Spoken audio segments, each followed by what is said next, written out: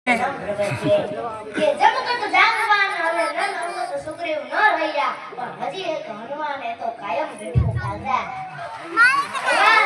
આજે કોમટ ગામને આવે ભવ્યથી અતિ ભવ્ય હનુમાનજી મહારાજના જન્મોત્સવનું આજે દિવ્ય આયોજન અને ભવ્ય આયોજન થયું છે કે જુદી જ તાસીર છે આ દરાની કે જુદી જ તાસીર છે આ દરાની અહીંયા મહાભારત વાવો તો પિતા નીકળે હજી દબકે છે લક્ષ્મણ રેખાવો કે હજી દબકે છે લક્ષ્મણ રેખાવો કે જ્યાંથી રાવણ પણ પિતા નીકળે અને હજી કોઈ જનક કરીને ખેડ કરવા નીકળે તો હજી આ ધરતીમાંથી સીતા નીકળે અને આજે હનુમાનજીનો જન્મ થયો છે માટે હું તમને આજે હનુમાનજીના જન્મની કથા કહું કે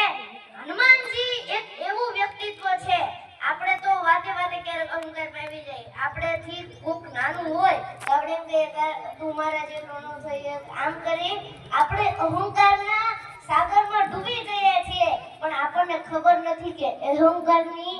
માટીમાંથી કાદવમાંથી જો બહાર નીકળવાનો પ્રયત્ન કરશું તો અહંકાર આપોઆપ આપણને નીચે લઈ જશે માટે સદગુરુ રૂપી જો આપણે વેલનો ઉપયોગ કરશું તો આપણે આપોઆપ બહાર નીકળી જશું એવા હનુમાનજી કે જેની